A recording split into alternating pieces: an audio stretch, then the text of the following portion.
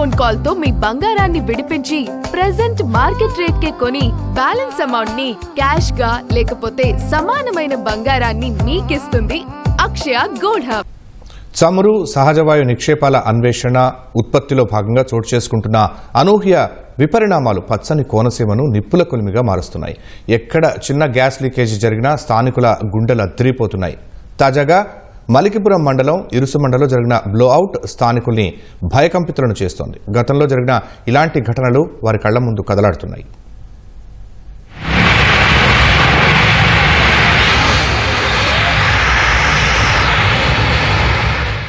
కోనసీమ జిల్లా ఇరుసుమండలో తాజాగా జరిగిన బ్లోఅవుట్ గతంలో ప్రజల్ని ఠారెత్తించిన ఇలాంటి అనేక ఘటనల్ని గుర్తు చేస్తోంది. చమురు సహజవాయు నిక్షేపాల అన్వేషణ ఉత్పత్తిలో భాగంగా జరుగుతున్న దుర్ఘటనలు జనజీవనాన్ని చిన్నాభిన్నం చేస్తున్నాయి. రాజోలు మండలం కడలి పరిధి తూర్పు పొలంలోని కొమరాడ 1 డ్రిల్లింగ్ సైట్లో 1993 మార్చి 20న బ్లోఅవుట్ జరిగింది. ఆ సమయంలో ఎగజిమ్మిన చమురు స్థానిక కడలి డ్రైన్లో కలిసి పలుచోట్ల మంటలు అంటుకున్నాయి. వాటి ధాటికి వేలాది కొబ్బరి చెట్లు దగ్ధమయ్యాయి. 26 రోజుల అనంతరం వెల్కిల్లింగ్ ఆపరేషన్తో బావిని శాశ్వతంగా మూసేశారు.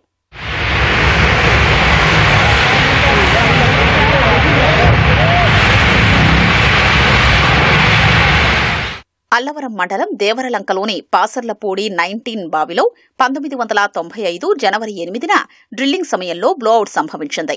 65 రోజుల పాటు అగ్నికీలలు ఏకబిగిన ఎగిసిపడ్డంతో ప్రజలు బెంబేలెత్తిపోయారు. బ్లోఅవుట్ ప్రివెంటర్ బీఓపీని మూసివేసి మంటల్ని అదుపులోకి తెచ్చారు.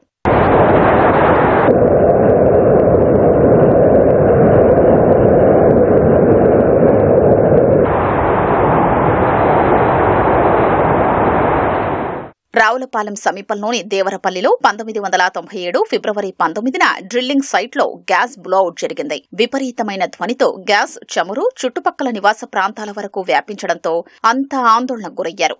ఫిబ్రవరి 24న బ్లోఅవుట్ను అదుపులోకి తెచ్చారు.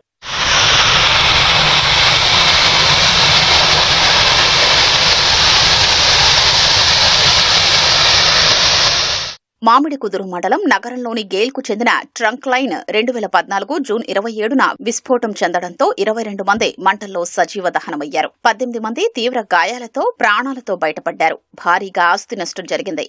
ఈ దుర్ఘటన దేశవ్యాప్తంగా సంచలనం రేపింది. కాట్రేనికోన మండలం ఉప్పూడిలో 2020 ఫిబ్రవరి 2న డ్రిల్లింగ్ సైట్లో గ్యాస్ పేలుడు జరిగింది.